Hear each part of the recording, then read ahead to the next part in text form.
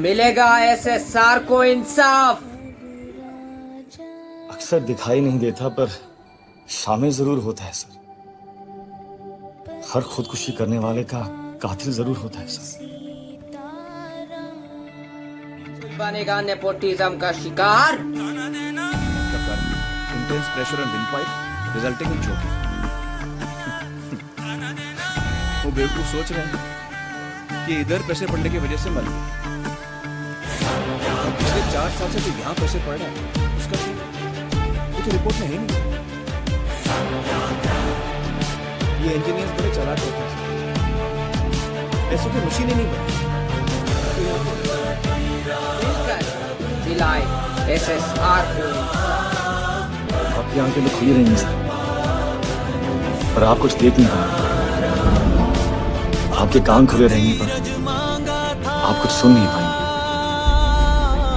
आपका मुंह खुला रहेगा सर, पर आप कुछ बोल नहीं पाएंगे।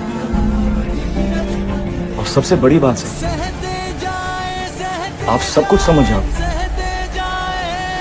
पर आगे किसी को समझा नहीं पाएंगे। पर कैंसर को हंसी और खुशी से प्रॉब्लम है। एक तराजा एक थी रानी, दोनों मर गए, खत्म कहानी। और ये कहानी अधूरी, इसे पूरा वो राजा और रानी करते हैं।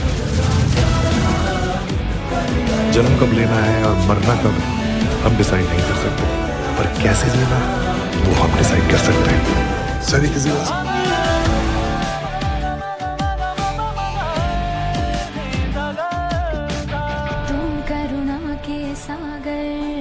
तुम पालन करता, पर जो जुल्म है करता वो कहाँ तुमसे डरता।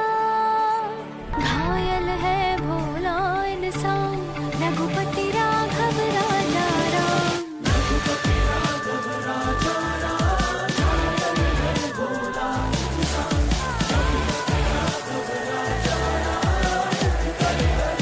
नमस्कार, जय बिहार।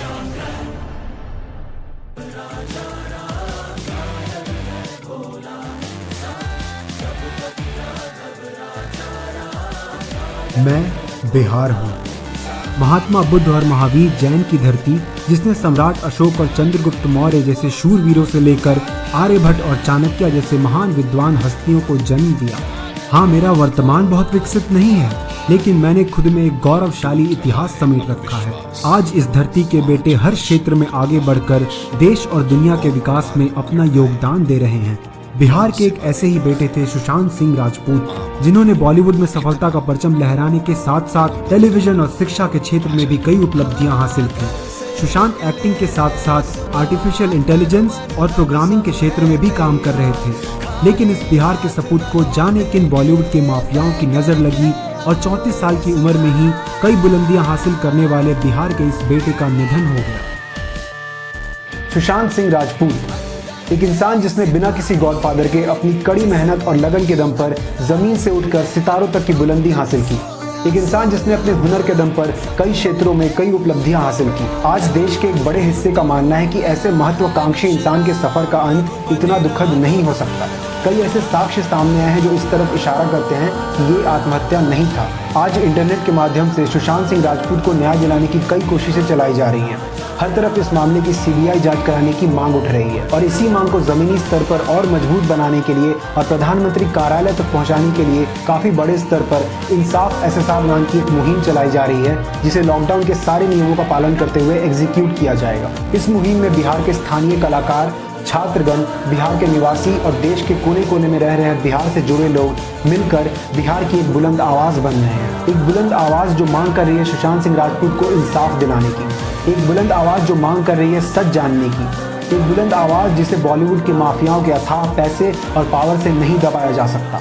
आपके और मेरे जैसे आम लोगों के द्वारा उठाई गई एक आवाज जिसे बिना किसी भी पॉलिटिकल पार्टी या एनजीओ के सपोर्ट के प्रधानमंत्री कार्यालय तक पहुंचाया जाएगा। अगर आपको भी लगता है कि सुशांत सिंह राजपूत को इंसाफ मिलना चाहिए, अगर आप भी बिहार की अस्मिता की रक्षा में अपना योगदान देना चाहते हैं, तो ये मेरी गुजारिश है कि इस मुहिम में हिस्सा लें।